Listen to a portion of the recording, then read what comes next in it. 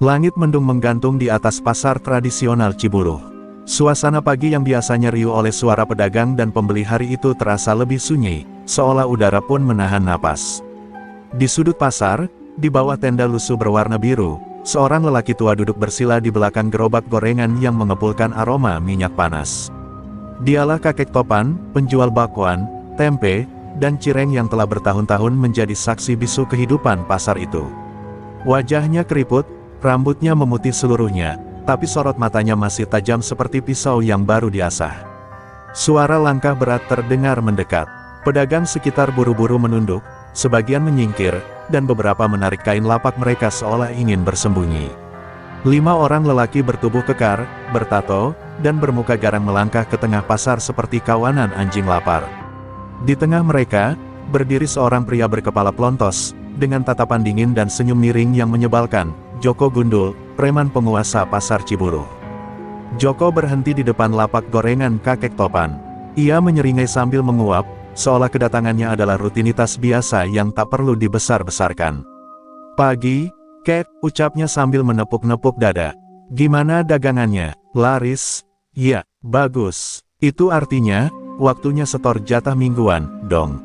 Tangannya terulur sembarangan ke arah kaleng tipis tempat kakek Topan menyimpan uang kembalian. Namun tak seperti pedagang lain yang langsung pasrah, kakek Topan hanya menatap Joko tanpa bergerak. Ia tak menunjukkan ketakutan, hanya diam, lalu dengan suara rendah tapi mantap, ia berkata, "Aku sudah bilang minggu lalu, aku tidak akan menyerahkan uang sepeser pun untuk preman macam kalian." Ucapannya membuat anak buah Joko saling melirik, kaget dan sedikit geli. Tak ada yang pernah menolak Joko Gundul, kecuali orang gila atau orang yang siap mati. Joko terkekeh, lalu mengangguk-angguk sambil mengelus dagunya. "Wah, kakek makin pintar ngomong. Iya, mungkin harus kita kasih pelajaran dikit, biar ingat siapa yang pegang pasar ini." Ia menjentikkan jarinya dan salah satu anak buahnya maju, mengangkat meja gorengan kakek Topan dan membantingnya ke tanah. Minyak panas tumpah, dan gorengan berserakan seperti tubuh-tubuh korban yang jatuh di medan perang. Namun kakek Topan tetap duduk. Ia tidak bangkit, tidak berteriak, bahkan tidak tampak marah. Hanya satu hal yang berubah, sorot matanya. Matanya menyala sekilas, bukan karena api atau cahaya, tapi karena sesuatu yang jauh lebih dalam, seolah ada bara yang sudah lama disimpan dan kini mulai hidup kembali. "Kau sudah salah langkah, Joko," katanya pelan, namun mengandung ancaman yang tak bisa dijelaskan dengan kata-kata biasa. Joko membungkuk, mendekatkan wajahnya ke arah sang kakek. "Kau mau main ilmu-ilmuwan, Kek? Mau sok sakti? Nih pasar bukan tempat dukun tua pamer jurus." Ia tertawa sambil menepuk bahu anak buahnya, lalu berbalik meninggalkan lapak yang hancur. Tapi saat melangkah pergi, angin berhembus aneh, membawa panas yang tak wajar di tengah udara yang mendung. Joko sempat menoleh, merasa seperti disentuh sesuatu, tapi tak ada apa-apa. Dari jauh, beberapa pedagang berbisik, dia berani melawan kakek Topan, dia nggak tahu siapa sebenarnya kakek itu. Dan di tempatnya yang porak-poranda, kakek Topan menggenggam jemarinya erat-erat, berusaha menahan sesuatu yang ingin ia lepaskan. Sesuatu yang sudah bertahun-tahun terkunci, tapak geni. Pasar Ciburuh masih menyisakan jejak amarah pagi tadi. Para pedagang menata ulang lapak mereka dalam diam, enggan berbicara soal insiden yang baru saja terjadi. Tapi semua mata tahu, ini bukan sekadar keributan kecil. Ini adalah awal dari badai besar. Di pojok terminal kecil di belakang pasar, Joko Gundul duduk santai di warung kopi, tertawa lebar bersama anak buahnya. Sambil membakar rokok kretek, bagi mereka, menghancurkan lapak orang tua bukan kejahatan, itu seni mempertahankan kekuasaan. Joko bukan preman sembarangan. Dulu dia hanya tukang parkir gelap, hidup dari recehan. Tapi dunia yang keras menempanya jadi binatang jalanan. Ia naik pangkat dengan menyikut preman-preman lain, bahkan menyingkirkan gurunya sendiri dalam duel berdarah. Sejak itu, nama Joko Gundul menjadi legenda kelam di lingkaran kriminal pasar-pasar kecil wilayah utara. Ia tak hanya menakuti orang dengan otot, tapi juga dengan kebengisan yang tak bisa diukur akal sehat. "Gua heran," gumamnya sambil menyeruput kopi, "itu kakek bisa-bisanya songong sama gue. Padahal tinggal satu kaki di kuburan." Anak buahnya tertawa terbahak, tapi salah satu dari mereka, Bram, tampak gelisah. Ia mengingat tatapan mata kakek topan, bukan tatapan orang takut, melainkan seperti sedang mengukur nyawa lawannya. "Bang, serius, tuh kakek aneh," kata Bram pelan. "Waktu gua lempar meja, dia kayak enggak kaget. Matanya, kayak bukan mata orang biasa." Joko membanting cangkir ke meja, membuat semua terdiam. "Lu pikir gue takut sama kakek-kakek renta? Jangan bawa-bawa mistik di depan gue. Gue udah lawan orang beneran sakti, dan semua akhirnya tunduk juga." Tapi saat malam datang dan pasar mulai sepi, para pedagang saling bisik-bisik. Beberapa orang tua bercerita lirih bahwa kakek topan dulu bukan sembarang orang. Konon, ia berasal dari desa yang hilang karena terbakar oleh kekuatan yang tak bisa dijelaskan. Bahkan ada yang bersumpah pernah melihat tubuh manusia hangus hanya karena disentuh satu kali olehnya. Cerita itu terdengar seperti dongeng, sampai pagi tadi, saat angin panas aneh menyapu Joko dan anak buahnya saat mereka pergi. Sementara itu, di rumah kontrakan sederhana Joko di pinggir kota, ia duduk sendirian menatap langit-langit. Rokok di tangannya sudah padam, tapi pikirannya masih menyala oleh rasa penasaran dan sedikit, meski tak diakuinya, takut. Apa maksudnya dia tadi? Buka pintu neraka, sok-sokan main kata-kata, dasar kakek gila, gumamnya, namun suara itu lebih seperti menghibur diri. Tak jauh dari sana, kakek topan duduk bersila di ruang sempit di belakang warungnya. Tubuhnya lelah, namun pikirannya tajam. Di depannya, sebatang dupa kecil mengepul pelan, menyebarkan aroma cendana yang menusuk hidung. Dalam bisikan mantra tua, ia memanggil bayangan masa lalu, sang guru, murid-murid lain yang telah gugur, dan ajian yang kini menghangatkan tangannya. Ia tahu, jika Joko kembali, darah akan tumpah. Dan ia pun tahu, dunia tak boleh lagi melihat tapak geni, tapi kadang, iblis harus dihadapi dengan api. Di luar, angin malam berhembus lembut, membawa aroma gorengan dan bara dendam yang perlahan menyala. Pagi berikutnya datang dengan suasana yang lebih tegang dari biasanya. Para pedagang membuka lapak mereka sambil melirik ke arah tenda biru di ujung pasar, tempat kakek topan biasa berjualan. Lapaknya rusak parah, minyak gosong masih mengering di tanah, tapi sang kakek tetap duduk di tempatnya, seperti tak pernah terjadi apa-apa. Di atas wajan kecilnya, gorengan kembali mendesis, mengisi udara dengan aroma renyah yang anehnya menenangkan. Beberapa pedagang mendekat dengan hati-hati. Mereka bukan ingin membeli, tapi lebih karena rasa ingin tahu dan khawatir. Salah satu dari mereka, Mang Adul, pedagang sayur yang sudah sepuh, berbisik, "Kek, kenapa sampean gak lawan mereka kemarin? Saya tahu siapa sampean sebenarnya." Kakek topan hanya tersenyum tipis, menatap gorengan yang sedang digoreng, seolah minyak panas lebih menarik daripada masa lalu yang perlahan bangkit dari kuburannya. "Mereka belum pantas menerima api," jawab kakek topan lirih. "Tapi kalau mereka datang lagi, mungkin takdir berkata lain."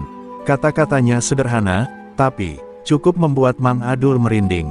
Ia ingat cerita dari almarhum pamannya, tentang seorang pendekar tua yang bisa membakar manusia hanya dengan satu tepukan tangan. "Ajian tapak geni," gumamnya lirih, sambil menunduk. "Itu bukan ilmu biasa, itu warisan kutukan." Sementara itu, kabar soal keanehan kakek topan mulai menyebar. Pedagang-pedagang yang dulunya menganggapnya hanya seorang kakek uzur kini mulai melihatnya dengan kacamata berbeda. Beberapa mulai menjaga jarak, takut menjadi sasaran amarahnya. Tapi ada juga yang penasaran, seperti Sari, gadis muda penjual bunga yang diam-diam sering memperhatikan sang kakek dari kejauhan. Ia merasa, di balik sikap tenangnya, ada luka lama yang dalam. Di sisi lain pasar, para preman Joko mulai merasakan keganjilan. Dua anak buah Joko, Tony dan Rido, mengaku sering mimpi buruk sejak merusak lapak kakek topan. Dalam mimpi mereka, ada tangan tua yang menyala seperti bara, mengejar mereka di lorong gelap penuh asap. Ketika Joko mendengar itu, ia marah bukan main. "Cuma mimpi goblok, jangan pada lembek, kita harus bikin dia jera." Tapi dalam hatinya, Joko mulai merasa ada yang tak beres. Malam harinya, Sari nekat menghampiri kakek topan yang sedang menutup lapak. "Kakek, maaf. Saya ingin tahu, kenapa kakek enggak takut sama Joko?" Kakek topan memandangi gadis itu sejenak, lalu menoleh ke langit malam. "Karena aku sudah pernah melihat iblis yang lebih buruk dari dia, dan aku sudah membakarnya hidup-hidup." Jawaban itu membuat Sari membeku, tak tahu apakah ia harus takut atau kagum. Sebelum pergi, Kakek Topan menambahkan, jika kau melihat langit berubah merah, dan udara tiba-tiba panas seperti tungku, segeralah menjauh karena tapak geni tak memilih korban. Kata-katanya menggantung seperti kabut di malam hari, menyelimuti Sari dengan perasaan yang tak bisa dijelaskan. Gadis itu hanya mengangguk pelan dan melangkah mundur, tahu bahwa di hadapannya bukan sekadar penjual gorengan. Dan di balik bayang-bayang tenda pasar, sesosok pria bertubuh besar memperhatikan dari kejauhan. Joko Gundul menggertakkan giginya. Kakek sialan, kalau dia memang sakti, gua pengen lihat, sekuat apa tapak geninya. Ia tak tahu, kalimat itu akan menjadi pintu yang membuka bencana yang tak bisa ia tutup kembali.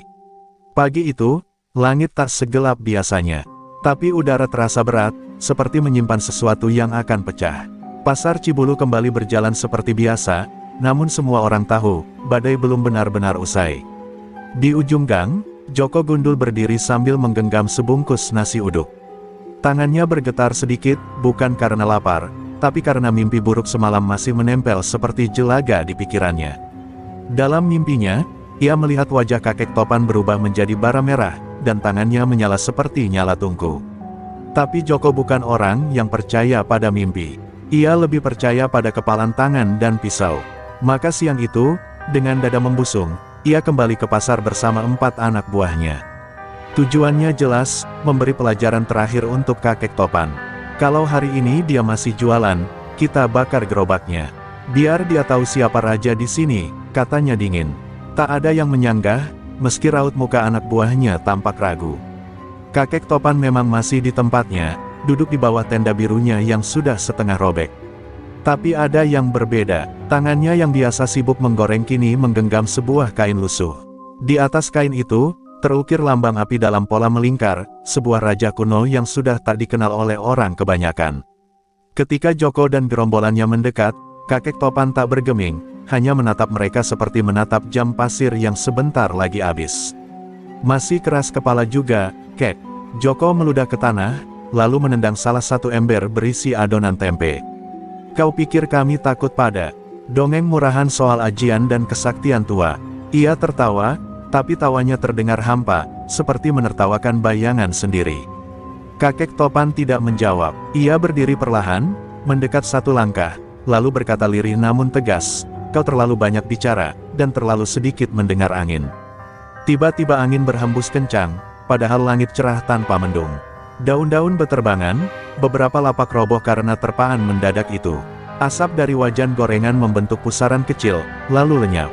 Joko dan anak buahnya menoleh ke sekeliling dengan bingung. Apa ini? Gumam Bram sambil mundur setapak. Tapi Joko maju selangkah, pura-pura tak terpengaruh. Lalu terjadi hal yang membuat semua terdiam. Ujung tangan kanan kakek Topan memerah, seperti bara membara di bawah kulitnya. Asap tipis mengepul dari sela-sela jarinya. Ia mengangkat telapak tangannya ke arah langit, dan seketika seekor burung hitam yang melintas di atas mereka terjatuh dan terbakar di udara, tubuhnya hangus sebelum menyentuh tanah. Tak ada suara, hanya ketakutan yang menelan semuanya dalam hening yang menyesakkan.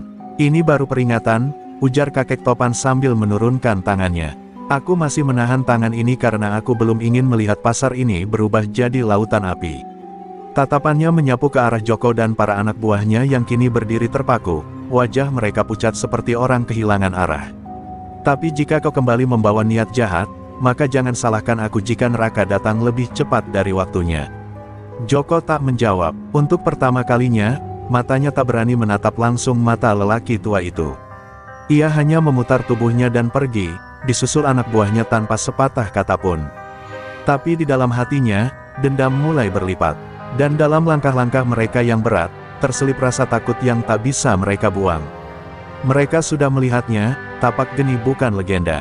Ia nyata, dan ia telah bangun. Malam itu, hujan turun tipis di atap warung yang telah ditutup.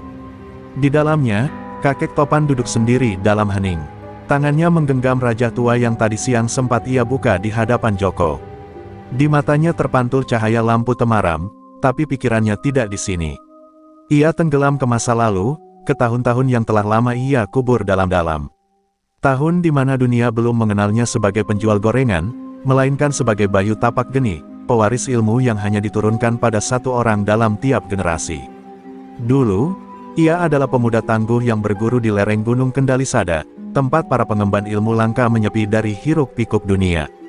Gurunya, Ki Jagat Lelana, adalah pemilik asli ajian tapak geni, ilmu yang mampu mengubah tangan menjadi bara pembakar, bukan hanya jasad tapi juga jiwa. Tapak geni bukan ajian untuk membela diri semata. Ia adalah warisan kutukan. Sekali dipelajari, tanganmu tak hanya menjadi senjata, tapi juga beban sepanjang hidup. Bayu, nama kecil kakek topan, pada masa mudanya adalah murid terbaik, tapi juga paling berani. Ia menguasai dasar ajian dalam waktu setahun, sementara murid lain butuh 3 tahun lebih. Tapi keberaniannya berubah menjadi kesombongan. Pada suatu malam kelam, ia mencoba mengaktifkan inti kekuatan tapak geni tanpa izin gurunya. Ia berhasil, tapi tak sepenuhnya mengendalikannya. Dalam satu bentakan kemarahan, ia membakar sebuah desa kecil yang hanya bermaksud melindungi anak mereka dari murid-murid perguruan. 37 orang tewas malam itu. Bayi, ibu, petani, hingga hewan ternak. Semua jadi arang dalam sekejap. Bayu pingsan selama 3 hari, dan saat bangun, tangannya tak bisa berhenti mengepulkan asap. Ia memohon pada Ki Jagat Lelana untuk mencabut ilmunya, tapi sang guru hanya berkata, ilmu bisa diajarkan, tapi kutukan tak bisa dicabut. Kau telah membakar hidupmu sendiri. Bayu, sejak malam itu, ia mengembara, menyembunyikan jati diri, menyamar sebagai pedagang kecil, hingga akhirnya tiba di pasar Cibulu belasan tahun lalu. Ia hidup sederhana, menjauh dari konflik, menolak tawaran duel dari pendekar-pendekar yang penasaran, dan hanya menggunakan ilmunya sekali dalam 20 tahun, itu pun untuk menyelamatkan anak kecil dari gerombolan begal. Ia bersumpah pada diri sendiri, tapak geni tak akan pernah menyentuh manusia lagi. Tapi sumpah itu kini tergoyahkan. Joko Gundul telah melewati batas. Ia bukan sekadar preman kasar, ada kebencian dalam dirinya, ada amarah yang mirip dengan yang dulu pernah Bayu rasakan. Dan itu yang membuatnya takut. Karena ia tahu, dendam yang dilawan dengan api, akan menyisakan dunia yang tinggal abu. Tapi ia juga tahu, jika Joko tak dihentikan, pasar ini akan menjadi korban berikutnya, seperti desa yang dulu terbakar oleh ketidaksabarannya. Di luar, suara petir bergemuruh. Kakek topan menutup mata, lalu membuka telapak tangannya. Urat-uratnya menyala samar, merah seperti bara yang belum padam. Aku tak mau membunuh lagi, bisiknya pelan. Tapi jika harus, maka biarlah ini jadi terakhir kalinya tapak geni menyala. Dan malam itu, angin berdesir di pasar Cibulu, membawa aroma hangus yang tak berasal dari dapur manapun. Sejak insiden siang itu, nama kakek topan mulai bergaung seperti bisikan mistis di tiap sudut pasar Cibulu. Beberapa menyebutnya sakti, beberapa lainnya menganggapnya dukun tua yang sedang murka. Tapi bagi Joko Gundul, semua itu hanya satu hal, penghinaan. Ia telah dipermalukan di hadapan anak buahnya, di hadapan pasar yang selama ini tunduk di bawah kekuasaannya. Dan yang lebih membakar dadanya, semua itu dilakukan oleh seorang kakek renta yang bahkan tidak mengangkat kaki. Joko duduk di sudut warung remang-remang di pinggir rel kereta, wajahnya muram, mata merah menahan amarah yang hampir meledak. Di depannya, duduk 3 orang asing, bertubuh besar, dengan tatapan kosong yang tajam. Mereka bukan preman biasa, mereka adalah bekas anak didik dari padepokan hitam di luar kota, terkenal kejam dan tak mengenal belas kasihan. Aku ingin dia hilang, tapi bukan cuma mati, aku ingin dia merasakan neraka sebelum ajalnya datang, kata Joko dengan suara parau. Salah satu dari mereka, yang bernama Rengga, tertawa pendek. Kakek itu bukan orang biasa, Jo. Kalau benar dia pemilik ajian tapak geni, kau bukan lawannya. Bahkan kami pun, perlu hati-hati. Joko menggertakkan gigi. Aku tak peduli. Aku bayar kalian untuk menjatuhkannya. Gimanapun caranya. Rengga menatap 2 rekannya, lalu angguk pelan. Kalau begitu, kami akan mulai malam ini. Tapi kau harus siapkan satu hal, darah. Sementara itu, di lapak gorengannya, kakek topan mulai merasa hawa berbeda merayap di udara. Burung-burung malam yang biasa bersarang di atap pasar tak terdengar lagi. Kucing-kucing pasar sembunyi, bahkan angin pun diam, seolah enggan menyentuh tanah. Ia tahu tanda-tanda ini, bukan preman pasar yang akan datang padanya malam ini. Bukan Joko dan tinjunya, tapi sesuatu yang lebih kelam. Sesuatu yang sudah lama tak menyentuh tanah Cibulu, ilmu hitam. Sari, gadis penjual bunga, melihat kakek itu sedang duduk bersila di depan wajan kosong. Matanya terpejam, bibirnya komat kamit, dan di sekelilingnya tersusun 7 bunga kantil kering. "Kek, apa yang sedang terjadi?" tanyanya pelan, tapi kakek topan hanya membuka mata sedikit dan menjawab, "Angin malam ini tak bisa kau cium, Sari, tapi ia bisa membunuhmu jika kau dekat." Sari membeku, tak tahu harus lari atau tetap tinggal. Tapi dalam hati kecilnya, ia merasa bahwa dunia sedang bersiap untuk terbakar. Di sisi lain, Joko menyaksikan dari kejauhan saat Rengga dan 2 rekannya memasuki pasar dalam gelap. Mereka membawa botol kecil berisi minyak, kemenyan dan darah ayam hitam, serta 2 pusaka pendek seperti belati. Mereka tak menyerang langsung. Mereka ingin menundukkan kakek topan dari dalam, menyerang batinnya, melemahkan jiwanya, agar tubuhnya bisa dihancurkan tanpa perlawanan. "Jika kami berhasil, tubuhnya akan lemas seperti mayat, dan tapak geninya tak akan bisa dinyalakan," bisik Rengga sebelum bergerak. Namun mereka tidak tahu, bahwa walau tubuhnya tua dan usangnya sudah dipeluk waktu, jiwa kakek topan telah melewati badai yang lebih mengerikan dari ilmu apapun yang mereka miliki. Ketika 3 bayangan itu melangkah di antara gelap dan diam, tiba-tiba langit berubah kemerahan. Udara jadi panas, dan suara kecil terdengar, pelan tapi cukup untuk menggetarkan tanah di bawah mereka. "Aku sudah pernah membakar manusia yang lebih kuat dari kalian." Dalam hitungan detik, langit Cibulu memancarkan semburat merah darah. Tanpa disentuh api, pohon pisang di belakang pasar gosong. Tanah di bawah kaki ketiga tamu malam itu mulai retak dan menghitam. Joko, yang menyaksikan dari kejauhan, jatuh terduduk, napasnya tersengal. Ia baru sadar, ini bukan tentang siapa yang lebih kuat atau siapa yang lebih kejam. Ini tentang apa yang tak boleh dibangkitkan, dan ia baru saja mengguncang makamnya. 3 sosok bayangan itu berdiri kaku di hadapan lapak kakek topan, tubuh mereka seperti menyatu dengan gelapnya malam. Uap kemenyan yang mengepul dari botol kecil di tangan Rengga perlahan membentuk wajah-wajah mengerikan, jeritan-jeritan dari alam tak kasat mata. Mata mereka menyala kehijauan, tanda bahwa ilmu waringin getih telah mereka aktifkan, ilmu pengunci kesadaran, yang bisa membuat lawan tak sadarkan diri hingga jiwanya tercerabut. Tapi kakek topan tetap duduk bersila, mata terpejam, dikelilingi lingkaran 7 kuntum kantil putih yang kini mulai layu. "Bayu tapak geni, sudah waktunya kau lengser dari dunia," ujar Rengga dengan suara bergetar, antara yakin dan takut. "Ajianmu terlalu tua, terlalu berbahaya untuk dibiarkan hidup." 2 temannya sudah bersiap di sisi kanan dan kiri, membentuk formasi segitiga mematikan. Dari telapak tangan mereka mengalir aura hitam yang pekat, seolah malam itu sendiri keluar dari tubuh mereka. Tapi belum sempat mereka bergerak lebih jauh, angin yang tadinya mati mendadak berhembus keras. Lapak-lapak bergoyang, spanduk robek, dan aroma sangit bercampur belerang memenuhi udara. Perlahan kakek topan membuka mata. Di dalam matanya bukan lagi keriput dan usia tua, tapi bara. Bara yang menyala diam-diam, menyimpan amarah dari masa silam. "Aku bukan guru, bukan pendekar, bukan juga penantang. Aku hanyalah penjaga. Tapi jika kalian ingin membuka gerbang neraka," ia berdiri perlahan. Suaranya pelan namun memukul batin, "maka kalian akan jadi lilin pertama yang meleleh." Tangan kirinya terangkat, api tipis, hampir tak kasat mata, menyala dari ujung jarinya. Api itu bukan panas biasa, ia memancarkan energi yang membuat dada sesak, seperti ditusuk dari dalam. 3 bayangan itu menyerbu serentak, mengerahkan kekuatan penuh. Langkah kaki mereka tak bersuara, bayangan mereka terbelah menjadi 3, lalu 9, lalu 12. Mata manusia tak akan mampu membedakan mana tubuh, mana ilusi. Tapi kakek topan hanya menghela napas pelan, dan menepukkan tangannya ke tanah. Seketika itu juga, bumi bergetar. Retakan kecil membentuk garis lurus menuju masing-masing penyerang. Saat retakan menyentuh kaki mereka, nyala api merah darah melonjak dari dalam tanah, membungkus tubuh-tubuh itu seperti ular membelit mangsanya. 2 dari mereka berteriak, bukan karena luka, tapi karena jiwa mereka terbakar lebih dulu dari tubuhnya. Yang tersisa hanya Rengga, tubuhnya menggigil, lututnya nyaris tak mampu menopang beban tubuh sendiri. "Aku tahu siapa gurumu, Rengga," ujar kakek topan sambil melangkah pelan. "Ki Suralodra.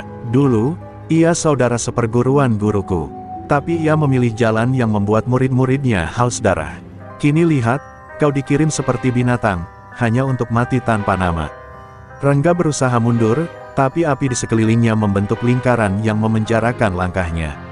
Ia menunduk, menahan air mata. Ampuni aku hanya disuruh. Kakek topan berdiri tepat di depannya. Ia menatap pemuda itu lama, lalu menurunkan tangannya. Api menghilang dalam sekejap, menyisakan tanah yang hitam dan berasap. Pulanglah, katanya pelan, dan katakan pada gurumu, dan pada Joko Gundul, bahwa jika mereka ingin membuka gerbang neraka lagi, maka aku akan menyambut mereka bukan sebagai penjaga pasar, tapi sebagai pemilik kunci. Renggat terdiam, lalu bangkit perlahan dan berlari tanpa menoleh lagi. Di langit, bulan terhalang awan kelabu, seolah ikut menyembunyikan kejadian yang tak boleh dilihat manusia biasa. Dan malam itu, pasar Cibulu kembali sunyi. Tapi bukan karena damai, melainkan karena ketakutan. Semua makhluk, bahkan angin sekalipun, tahu, tapak geni telah menyala penuh. Dan dunia mungkin belum siap menerima panasnya. Di sebuah kamar sempit di belakang warung tuak, Joko Gundul menatap cermin pecah dengan napas memburu. Wajahnya penuh keringat, tapi bukan karena takut, melainkan karena kenangan yang mulai menyeruak dari balik lapisan kemarahan. Ia baru saja mendapat kabar bahwa 2 orang kepercayaannya tewas terbakar dan 1 lainnya melarikan diri dalam kondisi setengah gila. Dan untuk pertama kalinya dalam hidupnya, Joko merasa kecil, seperti anak kecil yang dulu pernah bersembunyi di balik anyaman lumbung, menyaksikan keluarganya terbakar hidup-hidup. "Ibu," bisiknya parau. Tangannya mengepal begitu kuat hingga kulitnya sobek. Di dalam pikirannya, terputar kembali kejadian 20 tahun silam. Malam yang seharusnya biasa, ketika sekelompok pendekar berilmu tinggi mengejar seseorang ke desanya. Tak ada yang tahu siapa buruan mereka, tapi akibatnya adalah kobaran api yang melahap rumah-rumah dan jerit tangis yang tak pernah padam. Dan di antara kobaran itu, ia melihatnya, seorang pria muda, dengan tangan menyala merah seperti api neraka. Itulah malam Joko kehilangan segalanya. Joko tak tahu siapa orang itu hingga baru-baru ini. Saat ia mulai menata kekuasaan di pasar, ia mendengar cerita tentang seorang penjual gorengan tua dengan ajian legendaris. Nama itu, Tapak Geni. Hatinya seketika mengeras. Rasa kehilangan yang selama ini ia kubur di bawah kekuasaan dan kekerasan kembali membuncah. Ia yakin, orang tua itu adalah api yang membakar keluarganya. Dan bagi Joko, api tak bisa ditebus dengan maaf. Api hanya bisa dibayar dengan api. Di saat yang sama, jauh di sudut pasar yang mulai tenang, kakek topan sedang duduk sendirian, merenung di bawah cahaya lampu petromak. Wajahnya murung, bukan karena kemenangan, tapi karena ia mulai sadar. Bocah itu, si Joko, gumamnya lirih. Ada sesuatu di mata pemuda itu, tatapan yang sama seperti yang ia lihat di cermin bertahun-tahun lalu, saat membakar desa dalam amarah dan kesombongan. Perlahan, potongan-potongan wajah masa lalu terangkai di kepalanya. Dan ia tersentak. Jangan-jangan, dia salah satu anak dari desa Pagersari. Tangannya gemetar. Jika benar, maka semua ini bukan hanya pertarungan antara preman dan penjaga pasar. Ini adalah pusaran dosa masa lalu yang kembali menuntut tebusan. Ia berdiri pelan, menatap langit yang mulai cerah. Dosa tak bisa ditebus dengan kekuatan. Tapi jika ia datang untuk membakar, maka aku tak bisa hanya diam. Tapi jauh dalam hatinya, ada luka yang lebih dalam dari rasa bersalah, ketakutan bahwa dirinya adalah alasan seseorang berubah menjadi iblis. Joko bangkit dari kursi dan meraih golok tua yang tergantung di dinding. Ia menatap bilahnya lama-lama, sebelum menyelipkannya ke balik jaket kulitnya. Tak ada lagi siasat, tak ada lagi anak buah. Besok pagi, saat matahari menyinari pasar, ia akan datang sendiri. Bukan sebagai preman, tapi sebagai anak yang menuntut dendam pada masa lalunya, dan pada bayangan yang dulu ia lihat membakar segalanya. Di luar, malam mulai surut, tapi hawa panas tetap menggantung di langit Cibulu. Seolah bumi sendiri tahu, esok hari, darah akan mengalir. Bukan karena kekuasaan, tapi karena dendam yang lahir dari luka. Dan luka itu, telah menjadi kutukan yang diwariskan antar generasi. Fajar menyingsing di atas pasar Cibulu dengan suasana yang ganjil. Tak ada suara pedagang yang ribut membuka lapak, tak ada teriakan ibu-ibu menawar harga. Semua diam, seperti pasar sedang menahan napas. Di tengah lapang pasar yang lengang, berdiri 2 sosok, satu tua, bersahaja dengan tangan terlipat di belakang punggung, dan satu lagi tegap penuh amarah, jaket kulitnya berkibar ditiup angin pagi. Joko Gundul berdiri tak jauh dari kakek topan, matanya menatap tajam seperti tombak siap menghunjam. "Akhirnya, aku menemukanmu," ucapnya pelan namun penuh dendam. Kakek topan menatapnya lama, seolah mencoba membaca masa kecil yang tersembunyi di balik wajah keras itu. "Namamu, Joko, bukan?" tanyanya lirih. Joko tak menjawab, hanya mengeluarkan golok panjang dari balik punggungnya dan menusukkannya ke tanah. "Aku tak datang untuk bicara. Aku datang untuk menyelesaikan apa yang kau mulai 20 tahun lalu, saat kau membakar kampungku dan membunuh ibuku." Suaranya bergetar, dan matanya memerah, bukan karena marah semata, tapi karena luka yang belum pernah bisa sembuh. Ucapan itu menusuk hati kakek topan seperti pisau dingin. Ia menarik napas panjang, lalu menunduk dalam. "Pagersari, malam itu," gumamnya, hampir tak terdengar. "Aku muda, sombong, terlalu percaya diri dengan ajian yang kupelajari. Aku memburu seorang penjahat berilmu hitam, tapi aku membakar seluruh desa hanya demi menangkap satu orang." Ia menatap Joko, mata tuanya basah. "Aku pikir itu akan jadi kemenangan. Tapi ternyata, itu awal dari kutukanku." Joko melangkah maju, jaraknya kini hanya beberapa meter dari kakek topan. "Kau bicara soal kutukan. Aku tidur di bawah jembatan dengan bau gosong di hidungku selama bertahun-tahun. Aku melihat mayat ibuku terbakar hidup-hidup, kakek. Dan kau masih berani berdiri di hadapanku." Golok di tangannya terangkat, tapi tangan kakek topan tetap di belakang punggung. "Kalau kau ingin menebus semuanya dengan darahku, silakan. Aku tak akan melawan," katanya lirih. Golok itu nyaris menghujam ketika Joko berhenti, tubuhnya gemetar. Dadanya sesak oleh pertarungan batin yang tak mampu diredam. Ia ingin membunuh orang tua di hadapannya, tapi semakin dekat, ia semakin merasa kosong. "Kenapa kau tak lawan aku? Kenapa kau diam?" teriaknya putus asa. Kakek topan mendekat, perlahan, lalu meletakkan tangan tuanya di dada Joko. "Karena aku melihat mataku di matamu. Dulu aku juga datang dari keluarga yang dibakar oleh dendam. Dan aku ulangi semua itu kepadamu. Dosa ini, tak boleh beranak lagi." Tiba-tiba, tanah di sekitar mereka bergetar. Aura panas menyeruak dari tubuh Joko. Emosi, dendam, dan kebencian yang ia pendam selama 2 dekade kini meledak tanpa kendali. Ajian golok Asmoro, warisan dari gurunya yang kelam, membakar dirinya dari dalam. Tapi kakek topan tak bergeming. Ia hanya memejamkan mata, dan mengangkat tangan kanannya. "Tapak geni, padamkan dendam, bukan nyawa," ucapnya. Seketika, kobaran yang melingkupi tubuh Joko menghilang. Udara yang panas menjadi sejuk. Joko terjatuh berlutut, menangis seperti anak kecil yang akhirnya kehilangan beban. Untuk pertama kalinya, dendam dalam dirinya tidak menemukan tempat untuk berakar lagi. Kakek topan berdiri di depannya, tak sebagai musuh, tapi sebagai orang tua yang bersedia menanggung dosa masa lalu dengan segenap tubuh dan jiwanya. Langit Cibulu memucat ketika Joko masih bersimpuh di tanah, tubuhnya menggigil seperti baru keluar dari pusaran badai. Tangis yang lama tertahan akhirnya pecah, dan bersama air mata itu, luruhlah dendam yang ia pupuk sejak 20 tahun lalu. Kakek topan hanya berdiri diam, membiarkan angin pagi mengusap wajah tua yang kini tampak lebih lelah dari sebelumnya. "Dendam itu ibarat api, Joko. Kau kira bisa kau kendalikan, tapi jika tak kau padamkan, lambat laun ia membakar pemiliknya lebih dulu," ucapnya lirih. Joko mendongak, matanya merah, bukan karena marah, tapi malu. Aku bahkan tak tahu siapa aku sekarang," katanya lirih. "Setengah hidupku habis untuk memburu bayangan. Dan saat bayangan itu berubah jadi manusia, aku tak tahu harus berbuat apa." Kakek topan menunduk, lalu mengulurkan tangan.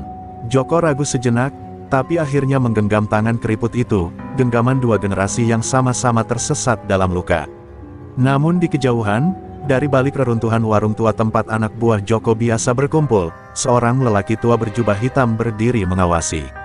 Matanya cekung dan kulit wajahnya seperti terbuat dari kulit kayu yang mengering. Ia adalah Ki Suralodra, guru dari Rengga dan dalang sejati dari semua kekacauan yang terjadi.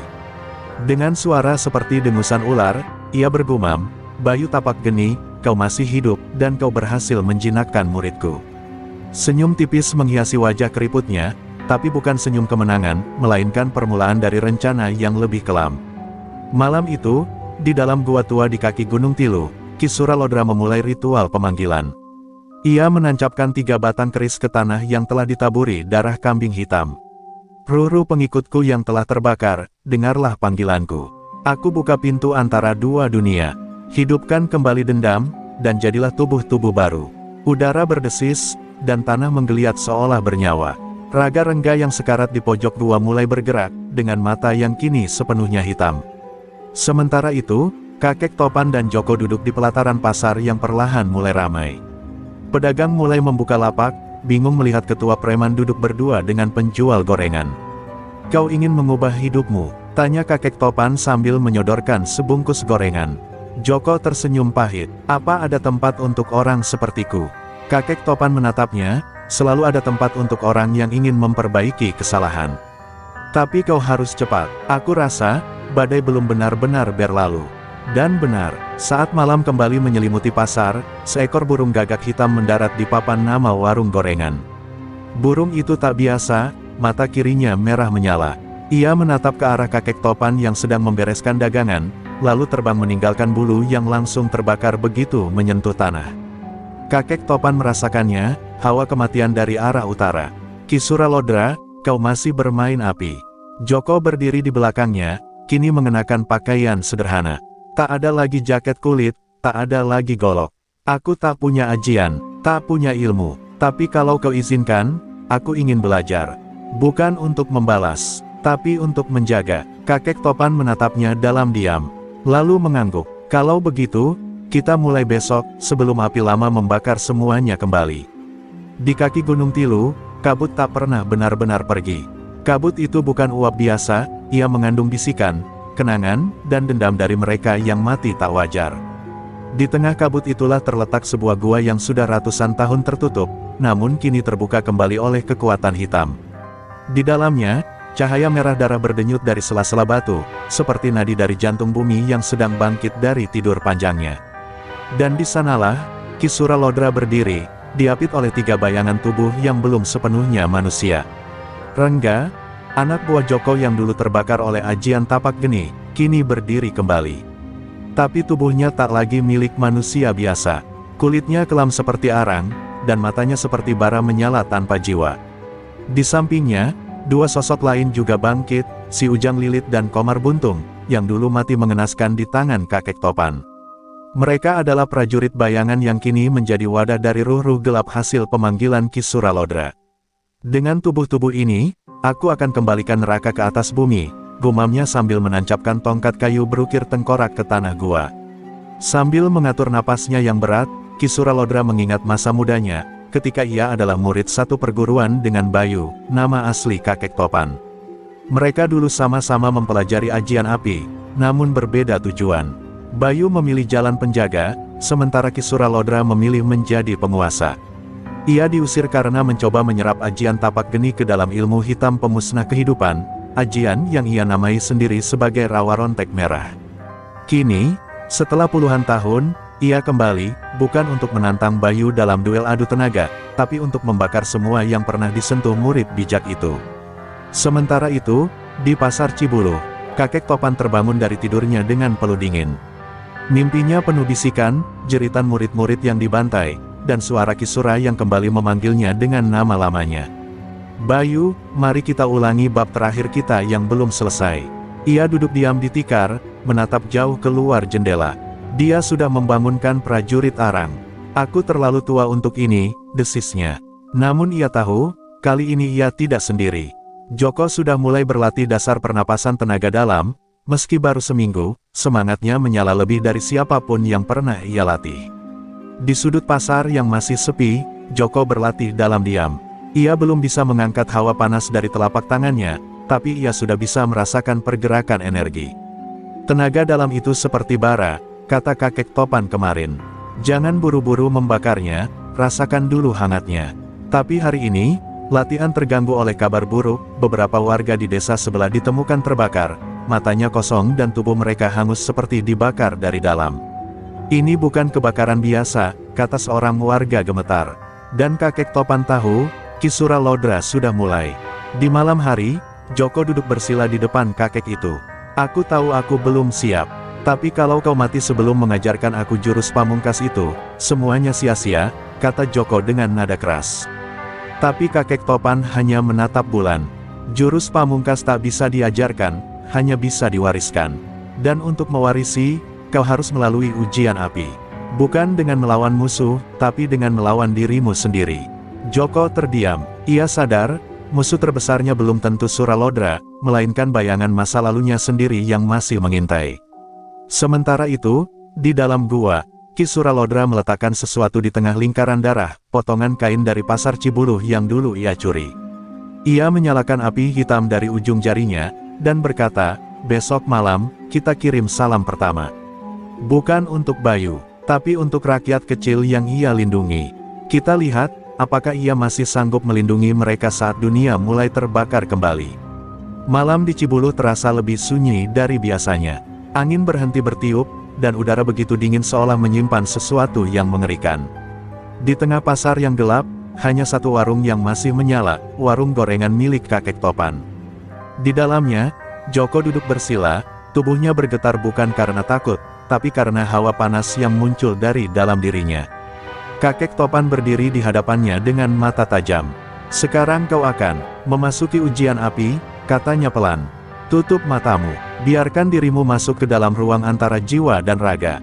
Di sanalah tapak geni akan memilih. Begitu Joko memejamkan mata, dunia di sekitarnya berubah. Ia tak lagi duduk di warung, melainkan berada di sebuah padang pasir merah membara. Di langit, awan hitam berputar seperti pusaran, dan tanah di bawahnya memancarkan panas yang menyiksa.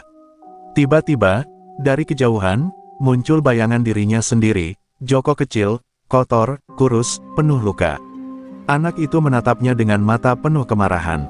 Kenapa kau tak menyelamatkanku waktu itu? Tanyanya, dan suara itu menggema ribuan kali di udara. Kenapa kau biarkan ibu kita mati? Hah? Joko terdiam, dadanya sesak. Ia tahu ini bukan sekadar mimpi. Ini adalah ruang batin yang menelanjanginya. Ia mencoba mendekati anak itu, tapi tanah di bawah kakinya terbakar. Aku tak bisa, katanya akhirnya. Aku terlalu kecil, aku takut, aku lari. Anak itu menatapnya tajam. Dan sekarang kau pikir bisa menebus semua dengan belajar ajian. Tubuh anak itu tiba-tiba berubah, mata menyala, tangan mengeluarkan api hitam, dan ia berteriak keras sebelum menyerang Joko dengan kobaran dendam. Joko terhuyung, mencoba menahan serangan.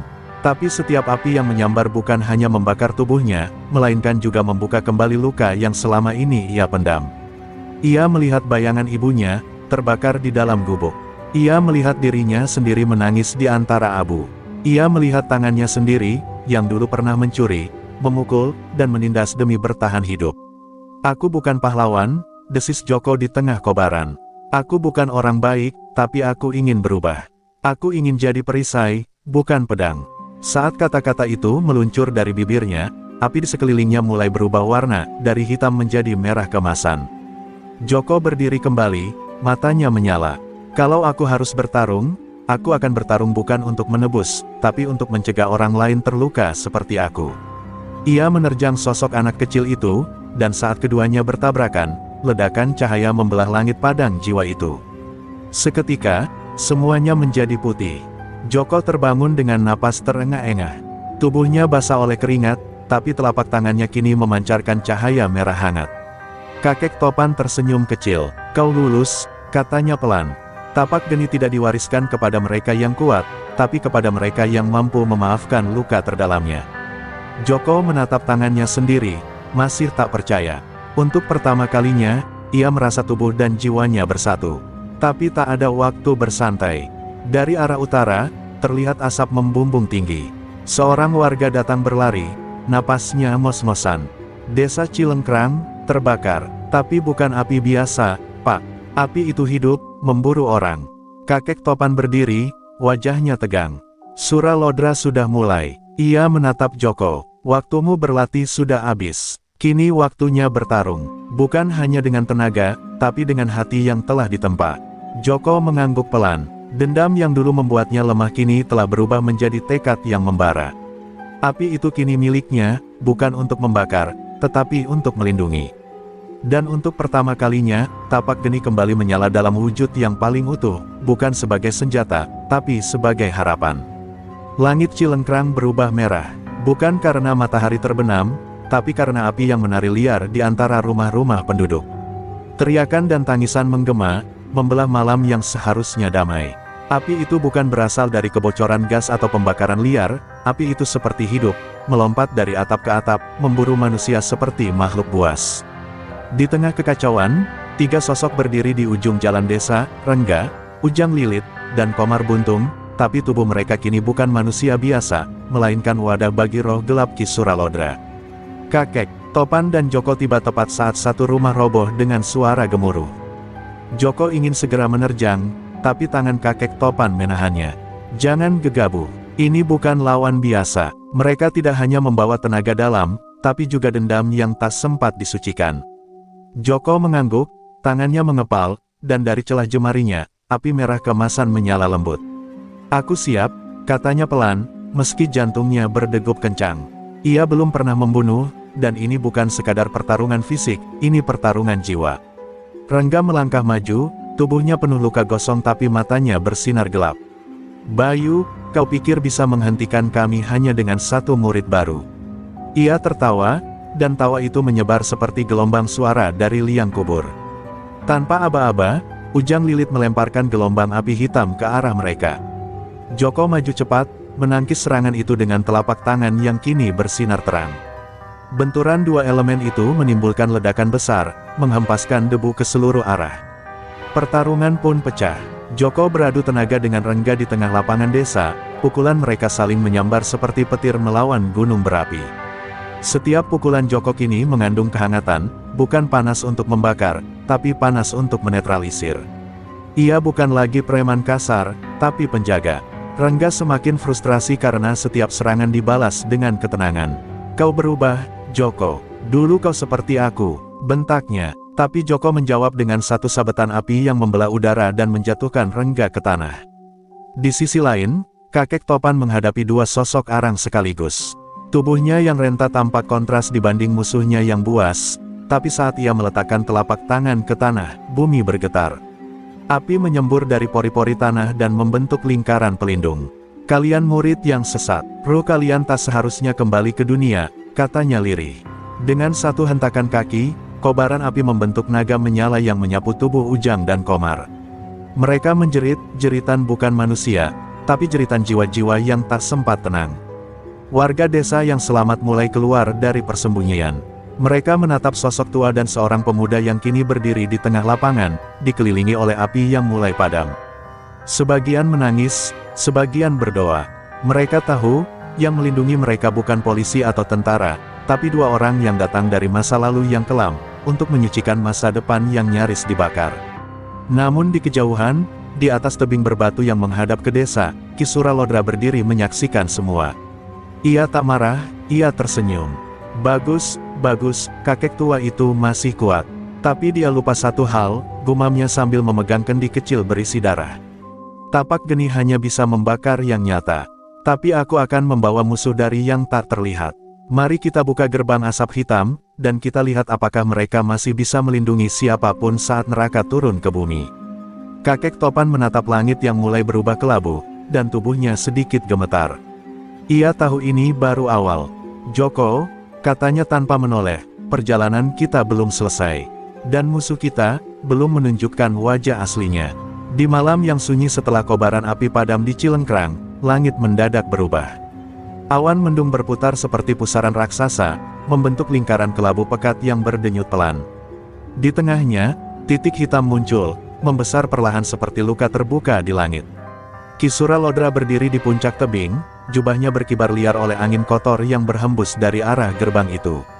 Ia memegang kendi tanah liat kuno, memuat darah dari para korban yang jatuh di Cilengkrang. Darah adalah jembatan, ucapnya, dan dendam adalah kunci. Dengan gerakan tangan yang rumit, ia mencurahkan darah itu ke tanah di depannya, membentuk simbol kuno berbentuk mata dan taring. Suara-suara asing terdengar dari balik pusaran awan, jeritan, tawa yang tidak wajar, suara tangisan bayi yang tak pernah dilahirkan. Langit mengerang, tanah berguncang. Dari dalam pusaran itu, asap hitam keluar perlahan, merayap seperti makhluk hidup. Mari keluar, kalian yang dikurung di masa lalu. Dunia ini butuh pemusnah, bukan penyelamat, gumam Ki Sura, matanya memerah. Sementara itu, di desa yang baru saja diamankan, Joko terbangun dari tidur malamnya dengan tubuh basah oleh keringat. Ia mengigau, dan dalam igauannya ia melihat wajah-wajah yang ia kalahkan, Rengga, Komar, Ujang, namun mereka kini bukan musuh, melainkan korban. Ia mendengar suara ibu kandungnya lagi, membisik pelan, "Kau hanya akan jadi api yang membakar yang kau sayangi." Joko bangun, terengah-engah, dan keluar rumah. Di kejauhan, langit berputar. Ia tahu sesuatu jauh lebih buruk akan datang. Kakek Topan sudah menunggu di depan rumah. Ia tak mengatakan apa-apa, hanya menatap langit dengan tatapan muram. "Gerbang asap hitam," gumamnya lirih. "Dulu, ajian itu hanya legenda. Tapi jika Suralodra berhasil membukanya sepenuhnya, maka yang keluar bukan hanya makhluk gaib, tapi waktu itu sendiri bisa terlipat. Kita akan hidup di masa kehancuran." Ia menarik napas panjang, lalu menatap Joko. "Kau harus melihat sendiri apa yang akan kita hadapi. Ikut aku ke hutan utara. Di sana, ada tempat yang bisa memperlihatkan kebenaran." Mereka berdua berjalan menuju hutan utara, melewati batu-batu tua yang tertutup lumut, dan akhirnya sampai di sebuah kolam kecil berbentuk lingkaran. Airnya tidak jernih, tapi memantulkan bayangan masa lalu. Dengan satu hentakan telapak ke tanah, kakek Topan mengaktifkan ajian Cakra Pangeling, ajian untuk membuka tabir waktu. Dalam air, Joko melihat perang puluhan tahun lalu, ketika para pendekar tua melawan kekuatan yang sama. Ia melihat Kisura muda, terluka, tapi tertawa saat ditinggalkan sendiri. Ia melihat masa depan, pasar Cibulu terbakar, tubuh-tubuh warga menggigil oleh asap yang membunuh dari dalam. "Gerbang asap hitam akan mempercepat kematian jiwa," jelas kakek Topan. "Orang-orang tidak terbakar, tapi dirasuk, dipaksa menyerah pada ketakutan terdalam mereka. Dan kau, Joko, akan menghadapi dirimu sendiri lebih dari siapapun." Joko menatap air itu, dan melihat dirinya, memegang tangan ibunya yang gosong. Ia menangis, tapi tangis itu bukan lagi lemah. Tangis itu adalah keheningan sebelum badai. Di sisi lain, Kisura Lodra mulai kehilangan kendali. Gerbang yang ia buka tumbuh lebih besar dari yang ia rancang. Asap-asap itu mulai menyusup ke kampung-kampung lain, merasuki tubuh-tubuh polos. Beberapa warga berubah menjadi seperti bayangan hitam, matanya kosong, tubuhnya mengejang seperti kesurupan. "Mereka belum siap, dunia belum siap," bisik Kisura dengan mata melotot. Tapi ia tersenyum, dan itulah tujuannya. Kakek Topan dan Joko kembali ke desa. Mereka tahu, waktu mereka hampir habis. "Kita harus menutup gerbang itu sebelum purnama berikutnya," kata kakek. "Tapi untuk melakukannya, kita harus menembus kabut dan menghadapi Suralodra di pusatnya." Joko mengepalkan tangan, api merah menyala dari telapaknya. Tapi kali ini bukan hanya satu tangan. Kedua tangannya bersinar, dan matanya pun mulai berubah, mewarisi sepenuhnya ajian yang hanya diwariskan satu kali seumur hidup. Tapak geni sejati telah bangkit. Pagi itu tidak cerah. Matahari tertutup kabut gelap yang menebal sejak malam sebelumnya. Desa-desa di kaki gunung mulai sunyi, bukan karena masih tidur, tapi karena penghuninya tak berani keluar rumah. Burung tak berkicau, angin tak bertiup, semua diam. Di batas timur desa, Joko dan kakek Topan berdiri menghadap hutan lebat yang kini dipenuhi kabut kehitaman. Udara di sana pekat dengan hawa gaib. Satu langkah ke dalam berarti tak bisa kembali tanpa luka, atau bahkan nyawa. "Kabut ini bukan cuma uap air," ujar kakek Topan dengan suara berat. "Ini kabut dari dunia bawah, berisi sisa-sisa jiwa yang tersesat. Semakin dalam kita masuk, semakin besar bayangan masa lalu menghantui." Ia menggenggam tasbih kayu cendana yang tergantung di lehernya dan membaca doa pelan. Joko diam, tapi matanya tak gentar. "Apapun yang ada di dalam, aku akan hadapi. Aku tidak mau Cibulu jadi korban lagi," katanya. Kakek Topan mengangguk, ia tahu tekad itu bukan lagi milik seorang preman, tapi seorang pewaris ajian suci. Langkah pertama mereka memasuki kabut seperti melangkah ke dunia lain. Pepohonan yang sebelumnya lebat berubah siluet, tanah yang mereka injak mendadak dingin seperti es. Suara-suara mulai terdengar, tangisan anak kecil, tawa perempuan tua, dan bisikan yang menyebut nama Joko berulang kali. "Joko, Joko, kau masih ingat siapa yang kau pukul saat mabuk? Siapa yang kau tinggalkan di selokan?" Joko terdiam, kakinya berat. Ia melihat bayangan masa lalunya sendiri, anak-anak yang ia peras, orang tua yang ia hardik, dan ibunya yang menangis dalam diam. Kabut ini bukan hanya uji kekuatan, tapi pengampunan yang belum tuntas. Melihat Joko mulai goyah, kakek topan menaruh tangan di pundaknya. Ingat satu hal, Joko. Api sejati tak membakar dunia, tapi membakar dosa yang belum ditebus. Hadapi mereka, bukan dengan kemarahan, tapi dengan kesadaran. Joko memejamkan mata, lalu membuka kembali dengan napas panjang. Ia melangkah lagi, kini lebih ringan. Ia tak menepis bayangan itu, tapi membiarkannya lewat. Kabut menipis sejenak, cukup untuk memberi mereka jalan menuju pusat hutan, tempat langit hitam benar-benar terbuka. Di sana, mereka melihat sebuah bangunan tua dari batu, mirip candi kecil, tapi terbelah dua. Di tengahnya, berdiri tiang kayu besar dengan kendi darah tergantung di atas. Dari dalamnya, asap hitam terus mengalir, membentuk pusaran di langit. Itu pusat gerbangnya, gumam kakek topan. Kalau kita hancurkan kendi itu, aliran gaib akan terputus. Tapi, belum sempat ia menyelesaikan kalimatnya, tiga sosok muncul dari balik batu. Mereka bukan manusia biasa, melainkan bayangan hitam berbentuk seperti Joko, namun bermata merah. Joko menegang. Ia tahu ini bukan hanya bayangan. Mereka adalah bagian dari dirinya, amarah, kebencian, dan dendam. Kau harus mengalahkan dirimu sendiri sebelum bisa menutup gerbang itu, ujar kakek topan. Karena hanya mereka yang mengenal dirinya yang bisa membebaskan dunia dari kegelapan. Joko melangkah maju, api mulai membungkus tubuhnya, tapi ia tahu, serangan fisik tak akan cukup. Ia harus menyalakan api yang lebih dalam, api kesadaran, api penyesalan. Pertempuran pun pecah, tapi tidak seperti sebelumnya, kali ini bukan hanya tinju dan ajian. Ini pertarungan batin, setiap pukulan musuh menghantam kenangan buruk, dan setiap api Joko membakar penyesalan lama. Sementara kakek topan menjaga lingkaran tanah di sekitar kendi, membaca mantra untuk menahan asap yang terus membesar. Detik demi detik berlalu, di tengah gelap dan kabut, nyala kecil dari dalam dada Joko mulai bersinar terang. Api itu bukan hanya ajian, tapi pengampunan terhadap dirinya sendiri. Dan di saat itulah, salah satu bayangan runtuh, lalu yang lain, lalu yang terakhir. Joko berdiri sendiri, tubuhnya lelah, tapi matanya jernih. Ia berbalik menatap kendi darah yang bergantung di udara. Akhirnya, gumamnya, kakek topan tersenyum pelan. Tinggal satu langkah lagi, cucuku, satu langkah menuju terang. Langit di atas hutan Cibuluh menggulung seperti air mendidih. Pusaran asap hitam yang keluar dari kendi darah semakin liar, menembus awan, mengguncang bumi. Getaran itu terasa sampai ke desa, genteng-genteng berjatuhan, hewan-hewan berlari panik. Di pusat kekacauan itu, Joko berdiri. Dengan napas berat, menatap kendi yang menggantung di atas tiang kayu. Di belakangnya, kakek topan masih menjaga lingkar mantra dengan tubuh yang mulai melemah. Cepat, Joko, sebelum gerbang sepenuhnya terbuka, katanya pelan. Joko melangkah maju. Api di kedua tangannya kini bukan sekadar ajian. Itu adalah api yang tumbuh dari penyesalan, tekad, dan cinta yang tertunda. Tapi saat ia hampir mencapai kendi itu, suara berat menggema dari langit.